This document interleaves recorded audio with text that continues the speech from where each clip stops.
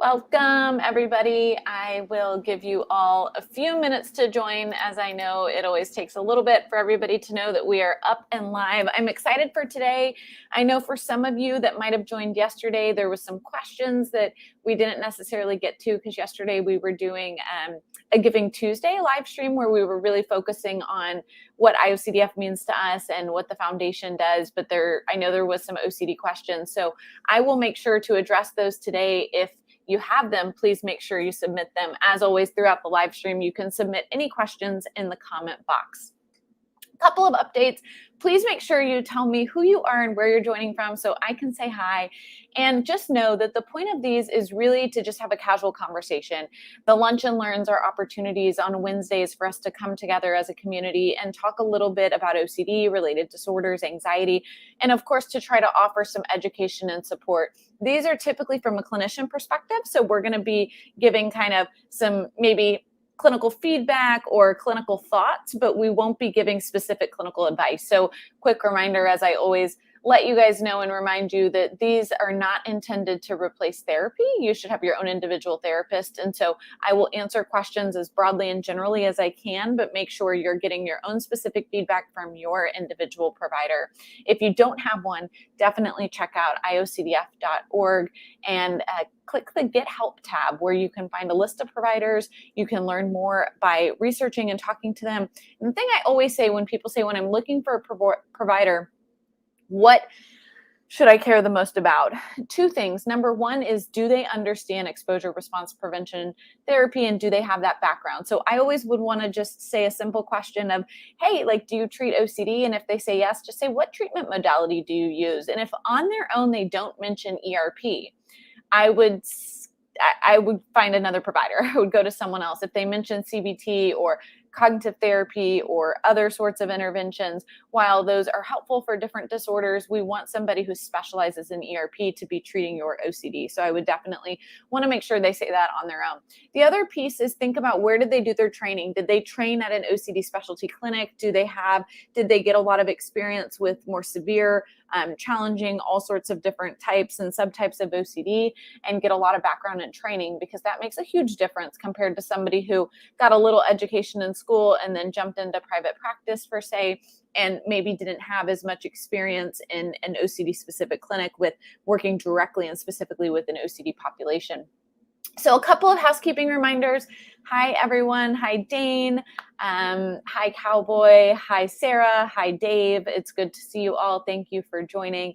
That's awesome to hear that you are starting therapy in the coming weeks. I am so hopeful for you and, truly believe in the power of therapy, especially when we're getting specialized treatment for OCD.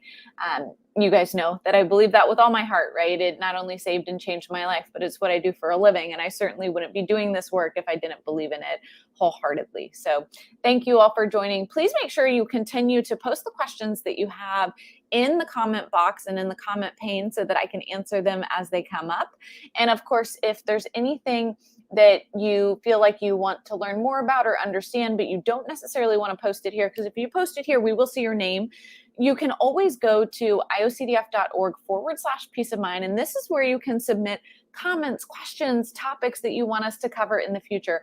This is also the landing page, iocdf.org/peace of mind, where you'll find a huge comprehensive list and schedule of all of our upcoming live streams. So it would have listed the live stream we did yesterday, the one we have today, and then the one we have tomorrow. Tomorrow we're doing a town hall for veterans, individuals who served, or individuals, we'll talk a little bit probably about active duty as well, but it's really for veterans and mental health. So we're going to talk specifically about some of the comorbid and disorders among veterans with OCD and other disorders, prevalence rates, treatment, etc. That'll be really exciting. That's a town hall that myself and Tom Smalley will be co-hosting tomorrow. So iocdf.org/peace of mind to learn all about these webinars and upcoming streams and what we do.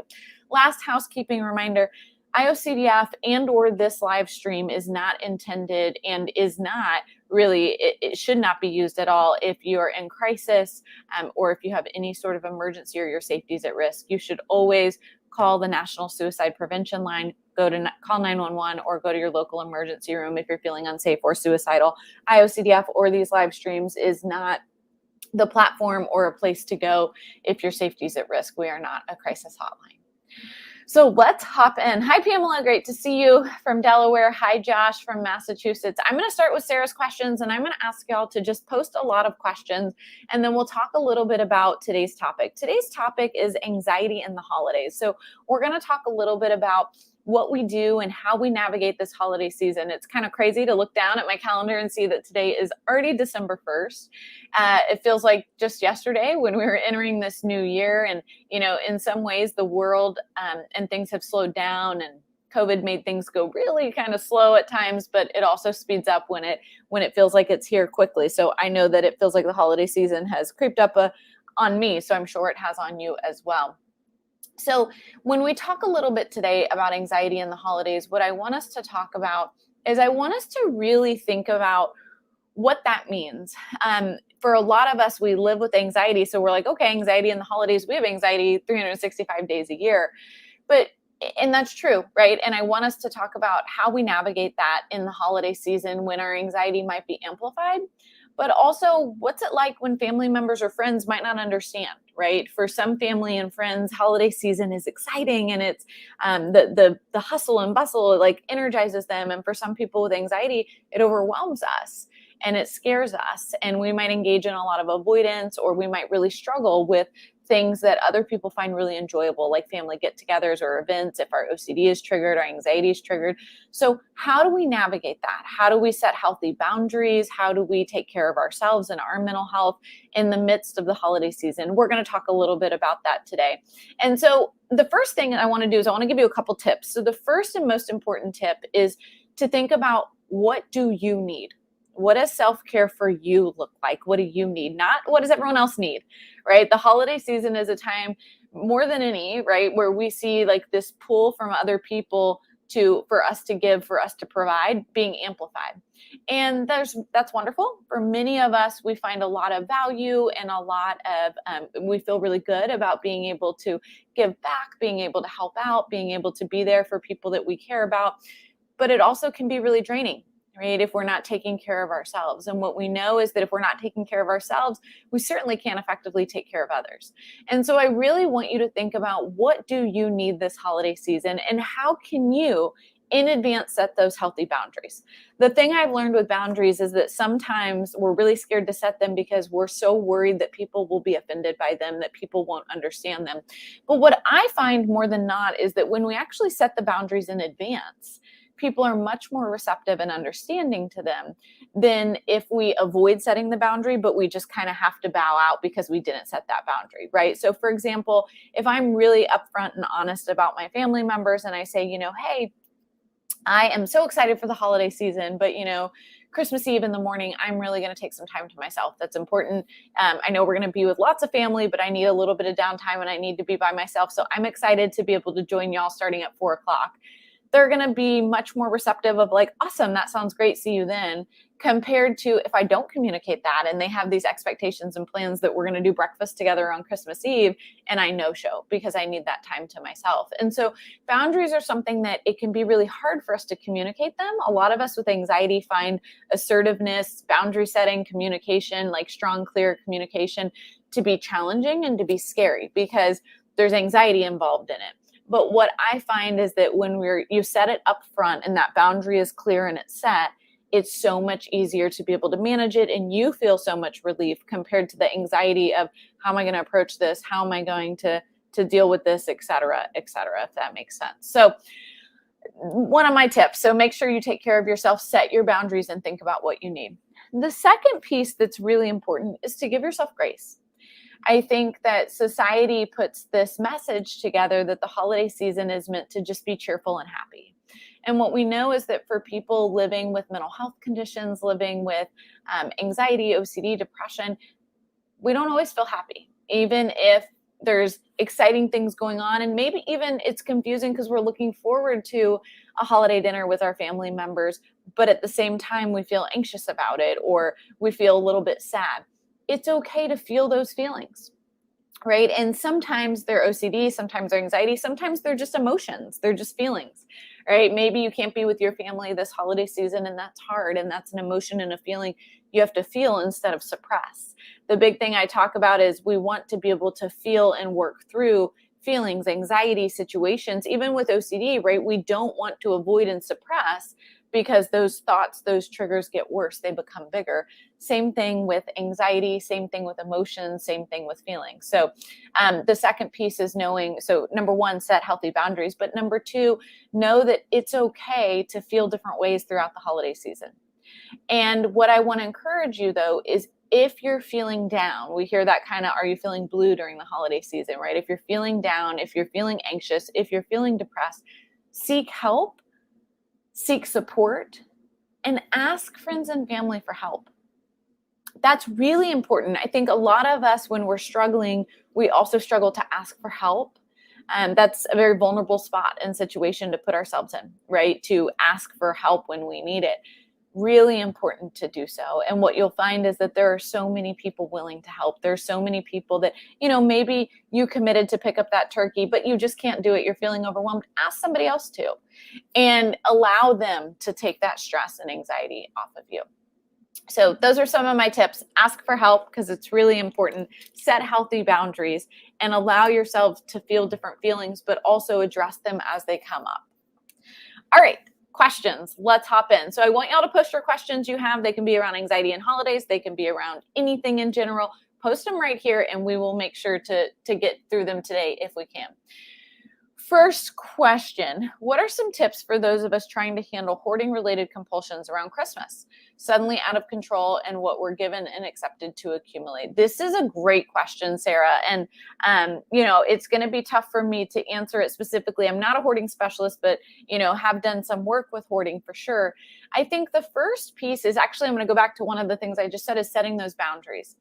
If you know that things you're given, that, it's going to be hard to not accumulate things if they're given to you, or if there's party favors or things around, it's okay to set a boundary to ask people to not give, right? To say, hey, instead of gifts, let's do this. Or I'm just excited to be with you. I'd prefer if there aren't gifts for me, or that, things aren't given because that's hard for me. That's okay, right? To set that boundary, to be able to be open and honest and communicate that. The other piece is working together with your provider. I think earlier you said, Sarah, that you're going to be, oh no, that was someone else. But so you're from Chicago, so hopefully you have a provider there, but definitely work with your provider together to set really good goals around this. So what we know is that with hoarding disorder, and if someone's accumulating unneeded items, right, and they're having difficulty either not taking something if it's there or discarding items. During the holiday season, you're right, there's a lot more items given to us. There's a lot more items around, and so it might be harder to not accumulate. But can you prepare in advance? So it's December 1st. Can you start to set boundaries and start to prepare right now around goals that you're going to have, right? Maybe you are only going to allow yourself to accumulate 1 item a day or 2 items a week, right? What is feasible? What's reasonable? Work together with your provider to set some boundaries and goals around that to chip away at it. Here's the one thing I want to tell all of you about the holiday season that's more important than any of those 3 tips I gave earlier. Do not stop therapy because life is busy. Do not stop therapy because life gets busy. A lot of times what we find is that during the holiday season, a lot of our patients will take a break because they've got a lot going on, or they will, kind of figure that like they'll pick it back up over the new year. But what we know is that there's a lot of extra stress, extra anxiety during the holiday season. Sarah, you're already talking about triggers and situations that are going to come up that might be more anxiety provoking than typical. More the reason to be constantly working with your provider during this time and to be setting healthy goals and working through this in treatment. The more we can do treatment in real time, right? When you're currently feeling anxious, when you're currently being triggered, right, the better the outcomes are probably going to be than if we're doing it retroactively. And so I would encourage you, Sarah, and anyone else listening, make sure you continue therapy even during the holiday season. Don't take a break if you're struggling. Don't take a break if it would be helpful for you just because we're busy or we feel like it would be okay to take a little bit of a breather during the holiday season. Hi, Josh. Hi, Pamela. Great to see you. Hi, Beth. You're starting ERP after the holidays. You're worried about what will happen between now and then. Sorry, Sarah, just reading that. So definitely start to think about, are there goals and things that you can start to set now before the holidays? But you've already got a plan, you've already got therapy set up, even if it's after the holidays, better than not having it set up. And so you can look forward to and use the triggers, use the things that are difficult, write them down, and use those as examples of why you want to, what you want to work on in therapy, where you want to start. All right, being able to say, here's some recent things I struggled with that I really want to address. That's a great start to therapy. Beth, I'm so sorry to hear that you're going through this struggle and that you've been kind of isolated for such a long time. I would encourage you to definitely see if you can work with a provider to work on that, because I think it's so important to be around family, to be around friends, and to not be isolated any time of the year, not just the holiday season. Question from Pamela at 11:15. As a part of ERP, I'm trying to resist my urges for perfectionism. This includes planning the meals, giving gifts, organizing present exchange gifts, etc. However, my sister has not addressed her own perfectionism, and she pushes me to do more and more. I tend to just avoid the conflict. How do I set limits without ruining her Christmas? This is a amazing, perfect question. And it hits home for me a little bit because I am often in the same boat where I'm always trying to go above and beyond. I know my sister does the same. What I will say is, this is where I talked earlier about the more you can set boundaries now, the better situation you'll be in. So being able to say right now to your sister, December 1st, right? Make this your homework for the week. Well, let me back up. Before you talk to your sister, I want you to think about, what do you want to take on? What are the holiday things that you actually want to do, or that would be fun, or that would be important to you, or that you might feel at a loss if you weren't doing? Is there anything? And if it's one thing, if it's two things, if it's zero, that doesn't, no matter what, that's great. But really kind of think about, what would I want to do? What would I enjoy hosting, or what would I enjoy being in charge of, or what would I be comfortable even hosting or being in charge of, and set that boundary and limit, but do it now. So it would be important to talk to your sister and be open and honest, that, hey, I'm really working on not overwhelming myself this holiday season. And I know that I want to do a lot, and I love being able to contribute and help, but this is what I have capacity to do this holiday season. And maybe you say, I am open for planning the gift exchange, because that's something I can take on, but I can't take on the meals and giving gifts and everything else this season. And so the gift exchange is the thing that I would love to take on, but the other things I can't take on this year. And I want to tell you up front and be open and honest, so that there's time for us to ask others to help out. And if you need me to help asking others to help with some of these tasks, just let me know, but I don't have capacity this year for it. And again, that's anxiety provoking, right? It's really hard for us to think about, what if I let my sister down? What if she doesn't understand it? What if she doesn't respond? But what I can tell you is that even if she's upset or frustrated today, she will probably be able to accept it, understand it, and have time to plan for this shift, or to plan for this change in behavior that maybe is new for you, versus if we avoid it because we don't want to experience the conflict. And then what happens is one of two things. We either end up doing all these things they want, we have a lot of resentment, we feel burnt out, our mental health, our anxiety is impacted, and or we end up not doing it last minute because we're at capacity and we don't have the ability to do all this, and they're more frustrated and let down than if we let them know now. And so what I would say is, exposure opportunity. This is a perfect exposure opportunity to engage in some assertiveness and boundary setting, and to be able to do it in a way that makes sense. For some of us, we might need to do that through text and reread it once and send it, because it's hard for us to do it over the phone. But however you do it, first think about, what do I want to do? What do I actually have capacity that I won't mind doing, and I won't feel burnt out if I take on this task? And then the other things that I can't, letting it go and letting them know now. It's really important to do. And once you do it once, you can do it again and again. And the more you practice being assertive and you practice these exposure opportunities, the more comfortable you will become with setting boundaries that are needed for you. Boundaries are often something that is triggering for us to set. And there are many times where boundaries are hard for people to understand or to accept. But boundaries are there to protect us and to protect other people, actually. right? So it's not just about protecting yourself and your mental health, but it's also protecting your sister and others for not letting them down because you don't have capacity this year to do that, and letting them know up front. I always think about it, for example, in therapy, we are very, we have very clear ethical guidelines of, professional relationships, not being friends with your client, what communication in between sessions look like, what they can expect from us, what they can't. I have always found it is so much easier if on day one with my patient, I explain those things so they understand them and it makes sense, even if they don't necessarily like hearing that up front because they were thinking the relationship was going to be something different, or they were thinking there was going to be a lot of communication in between sessions. If I set that boundary up front that, like, here's what you should expect and here's why, and sometimes it might not make sense and sometimes you might want more, but this is how I might respond and this is why, or sometimes I won't respond until our next session and this is why. Even though it can be kind of an awkward conversation and it might be hard for that person to hear then, it is so much easier for them to understand later if they want to talk in between sessions, if they're texting, or not texting because they don't have my cell, but if they're calling or they're, emailing all the time, to understand why I'm not responding, than if I don't have that conversation and I have to have it later after they're already upset that I haven't responded, if that makes sense, right? So boundary setting, it's hard, but again, if you do it upfront and you're clear and you're concise about why, and not saying like, use yourself, right? Like, don't, like, I statements instead of you statements, right? So I wouldn't say like, you want me to do this and you want me to do that and I don't have capacity. I would just say like, here's what I would love to do. Here's what I'm capable of doing this holiday season.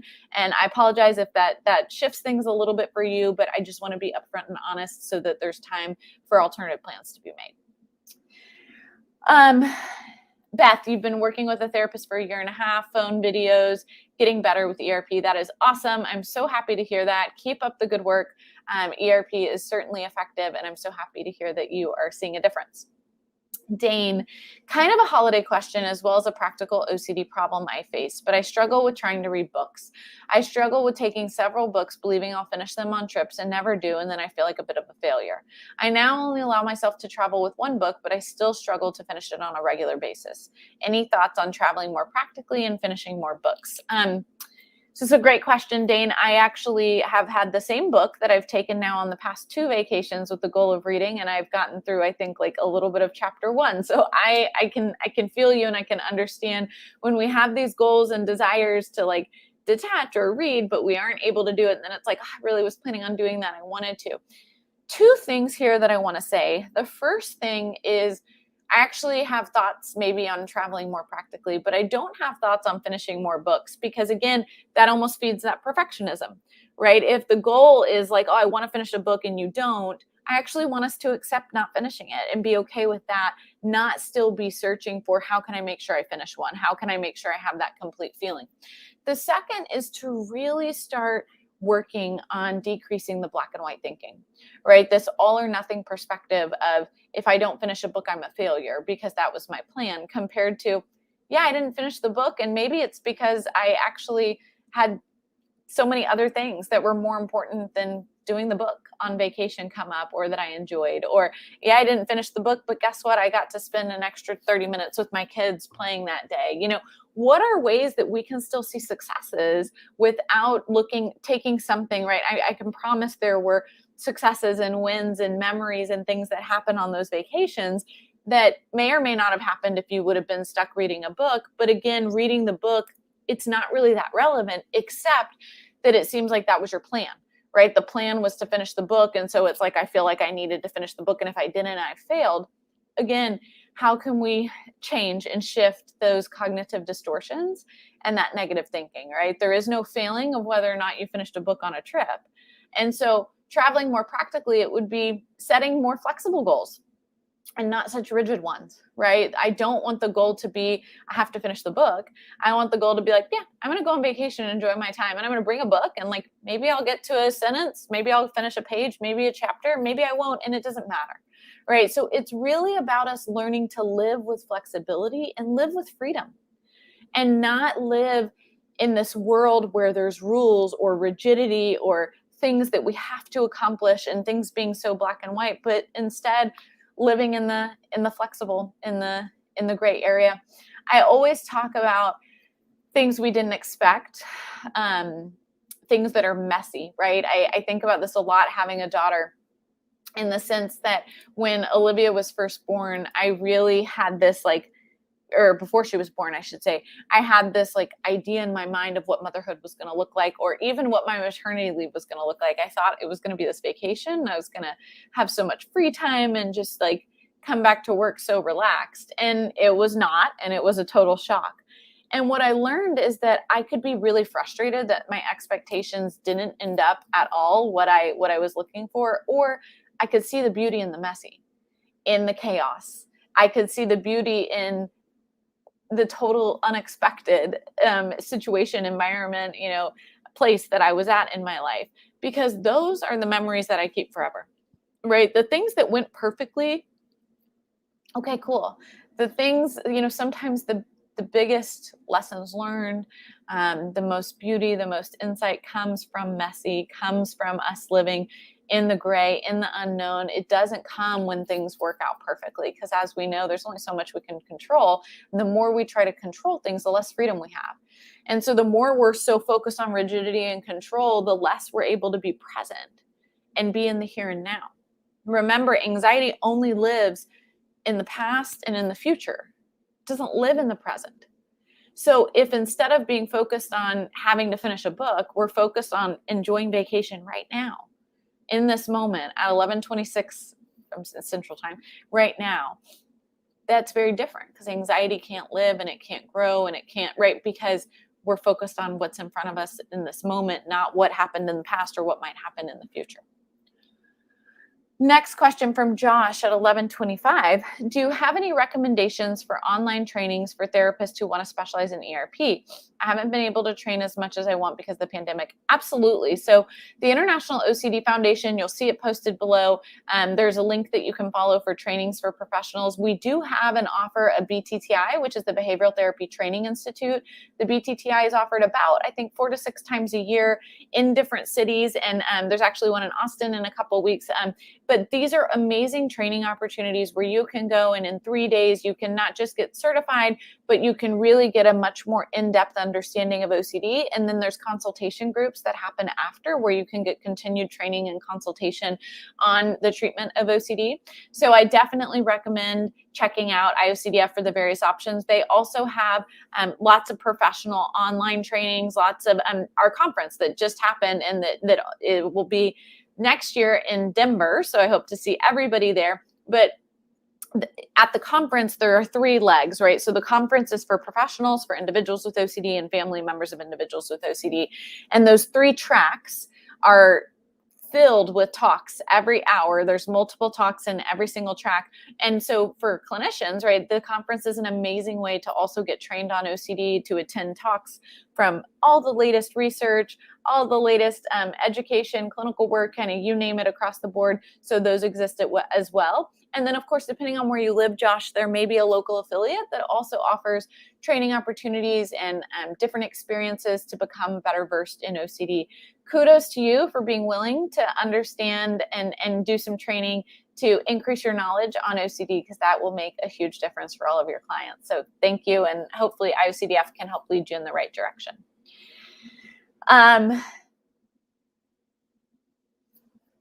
Sorry, I saw something.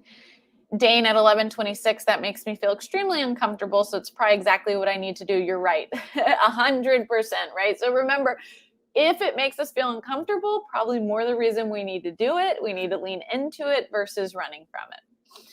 Thomas at 11:27, I'm new to all the technology and actually new to modern treatment, but I started going to a support group, but COVID stopped it. I'm trying to learn tech, but struggling. If anyone would like to reach out. Tom, thank you so much for reaching out to us. Definitely reach out to IOCDF. You can go to IOCDF.org, and there is a platform called Health Unlocked where there's multiple support groups online, and hopefully they could help you navigate some of that technology. What I don't want is COVID to have disrupted your opportunity to continue engaging in a support group and to continue to build that OCD community. So definitely look at the Health Unlocked platform and all the different groups that exist through there. You can find out more about them from IOCDF.org. And again, this is also, these webinars are an opportunity to connect and to be with others and to learn more about OCD. So thank you for joining. Majo at 11:28. Since starting medication about a year ago, my OCD has improved dramatically, but I can still have symptoms. Can I expect further improvement in the future? This is a wonderful question. And obviously, I don't know all the background, so I'm going to answer based on what I'm guessing here, and I may be off. So that is wonderful that you experience a dramatic reduction in your OCD symptoms from medication. What we know, however, is that the most effective treatment for OCD is a combination of medication and behavioral therapy. So that behavioral therapy is exposure response prevention, which is the specific form of CBT treatment that we know to be the most effective at treating OCD. And so what I would say is that I would highly encourage you, if you're not already doing behavioral therapy, to start doing that as well. Because what we might see, and it's awesome, like you're seeing a reduction from medication, that further reduction should also come from behavioral therapy. Now, definitely also talk to your psychiatrist, because there may be adjustments that they can do for your medication to see if there's ways to make it more effective. But what we know is that medication alone is rarely the treatment for OCD. The gold standard treatment is a combination of medication and behavioral therapy. So definitely add on that second component. Y'all know I don't talk a lot about medication since I'm not a psychiatrist, but I do want to encourage you, make sure you're engaging in behavioral therapy. It is critical. Pamela at 11:28. I feel similarly when trying to finish the book for book club. My therapist suggested that I just read the book. Don't research the history involved. Don't look up the definitions of new words, and don't go back and reread to be certain you understand.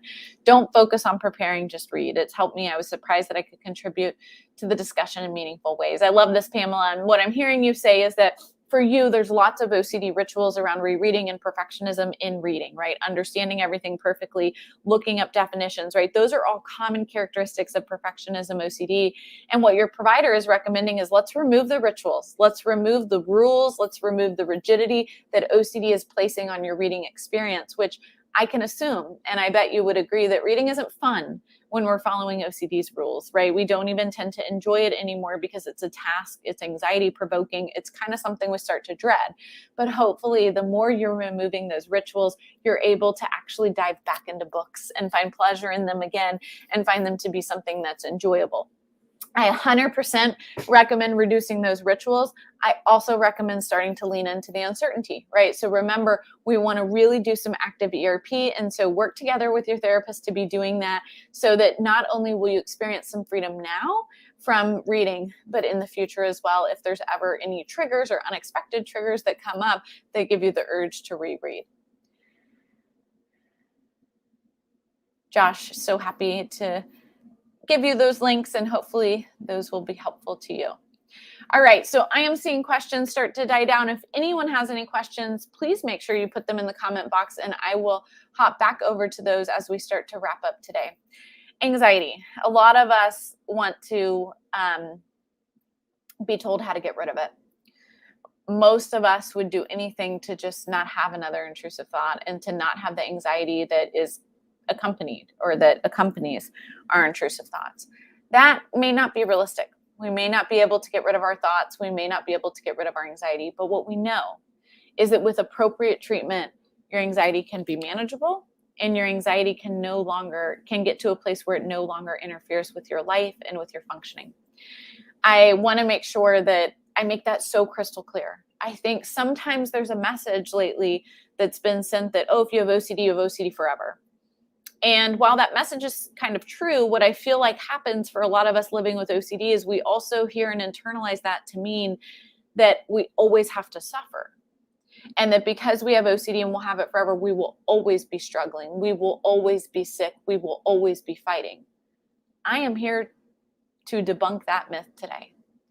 I would not be standing here. I would not be working with IOCDF. I would not be working at the clinic that I work at, doing the work that I do, if I didn't believe you could manage your symptoms and have a life of freedom. Just because we have an OCD diagnosis does not mean that we have to accept a life of suffering.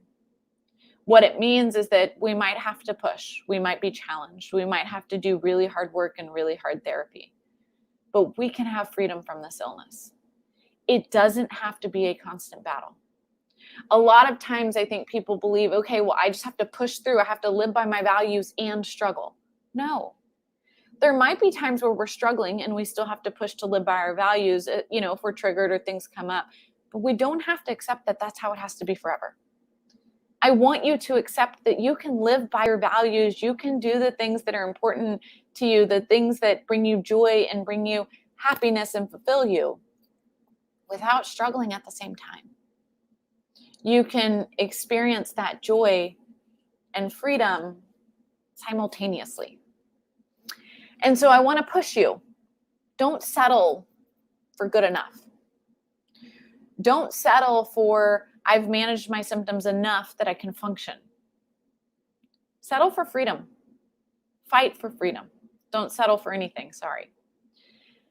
So many times we settle at functioning because for a lot of us, functioning is success. When we've had OCD take away so much from us and so much of our life, any level of functioning feels like, well, if I can just do that, then that's pretty darn good and I'm going to be happy there. That's not where we stop.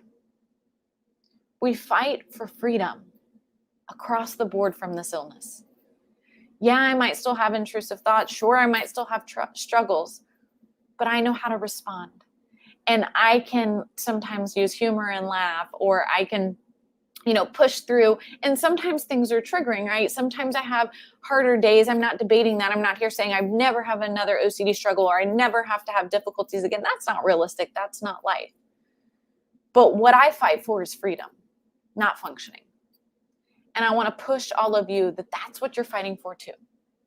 And there might be some of you watching right now who might think, Liz, I don't think that's possible. And I get it. I've been there for decades where I didn't believe freedom was a possibility and where I really believed and accepted that having OCD meant that I needed to accept a life of suffering, a life of pain, and a life where I would always struggle. That's not the case. That's the wrong message. So if that's the message you're hearing or that's the message you're getting, fight against it.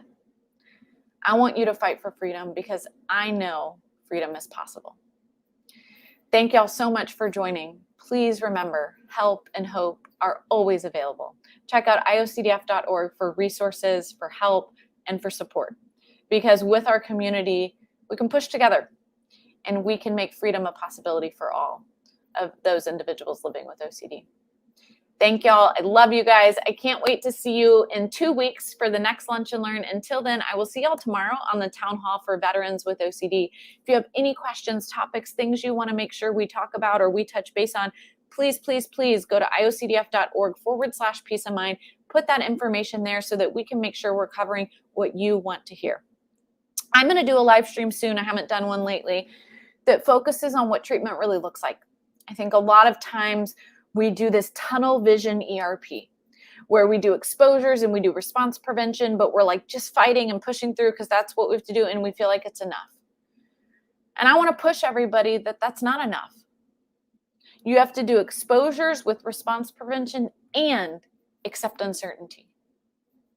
The acceptance of uncertainty is that hidden key to the freedom. Exposures with response prevention. Now I'm going to push the envelope here, and a lot of people might be like, what is Liz talking about? My provider never talks about this. Now I'm scared, or who knows what she's saying. ERP can get us to functioning, right? I can do exposures with response prevention for specific triggers, and I can eliminate that fear or even that specific trigger, and oh, good, now I can function until the next trigger pops up. I hear people talking all the time about having OCD feels like playing a game of whack-a-mole. You fight one thing down, the next thing pops up. That's where uncertainty is that hidden key. It's about doing exposures with response prevention and accepting the uncertainty, because when you start to accept uncertainty as a lifestyle, you get freedom across the board. And new OCD stuff can't pop up because it only lives in the search for certainty. And if you're living with a lifestyle of uncertainty, OCD can't exist. I'm going to give you a quick example, but if somebody touches my doorknob in my office and it's contaminated to them for whatever reason, and they touch the doorknob, right, they could do a ritual, which we know feeds OCD. So you can touch the doorknob, you do the exposure, great. But if you walk straight to the bathroom and wash your hands, you didn't engage in ritual prevention. Instead, you ritualized and you fed your OCD, right? The OCD is going to get bigger. We can avoid touching the doorknob and use a barrier like a paper towel or something like that. And again, OCD is going to continue to live because we haven't fought it. But you have two choices when it comes to fighting against the fear of that doorknob. One is ERP, one is ERP with uncertainty. One will eliminate that fear and give you some freedom from that one doorknob in my office. The other one can give you longer term freedom across the board. ERP, you touch that doorknob, exposure. RP, response prevention, you don't wash your hands. You purposely continue with your day despite the fact that your hand feels contaminated, and you push through. And eventually, as you do that more and more frequently, right, you continue to touch that doorknob without engaging in your typical response of a hand wash, you will start to no longer be afraid of that doorknob. We call this kind of, as people work on a hierarchy, they like slowly knock off exposures. That is so exhausting. Because what happens for those of us with OCD is there's hundreds of things on our hierarchy and we feel like we have to do all of them. And then what also happens is new stuff pops up. And so we're just like constantly doing exposures with response prevention.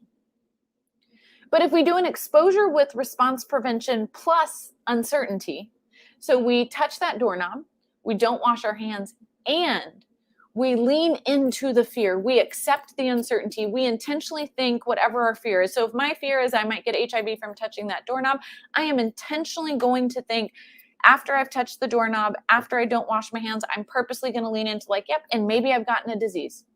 And I may or may not find out in the future. And maybe now I'm contaminated with a bloodborne illness. And maybe now I've contaminated my hands with HIV and I'm spreading it across. Because guess what? Now that I've accepted that uncertainty, and the more I do that, and I'm not actually treating the doorknob. Now I'm treating my fear. Does that make sense? I am treating the uncertainty of the fear around bloodborne illnesses, not just that one doorknob. And guess what? That fear of bloodborne illnesses, if that's my trigger, probably has 1,000 different rituals attached to it. But if I fight that entire fear, those other rituals will wipe away. And it's not a game of whack-a-mole where now I'm afraid of something else having HIV because I've already leaned into the uncertainty across the board. So I haven't just extinguished the fear of that doorknob. I'm actually extinguishing the fear, the underlying fear, right? That core fear of getting a bloodborne illness by accepting uncertainty. And so I want to push you. ERP is life-changing. It is the most amazing treatment. But make sure you're doing ERP with uncertainty. That you're not just targeting specific symptoms, but that you're addressing your core fears. Because when we address our core fears, we don't have to get stuck constantly doing exposures. We can have freedom across the board.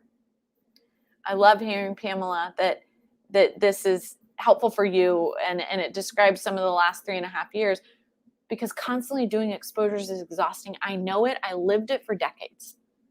But what I have found is that the freedom comes from ERP plus uncertainty. Look for more information, knowledge, and videos on this topic because I am going to continue to dive into it because to me, it's the hidden key. It's the hidden tool that a lot of providers aren't aware of and a lot of us with OCD don't understand. A lot of times we're doing ERP, we can get it, it makes sense, but we haven't bought into the whole concept of treatment. And when you buy into the concept of uncertainty, you get to use that as a rule book for your life, which also means you will have freedom across the board. Thanks for listening. Thanks for my soapbox today. I love you guys. I love this community. I am so grateful for all of you. Help and hope are always available. I'll see you tomorrow at the town hall. For the rest of you, I'll see you in 2 weeks on Wednesday. Happy holidays.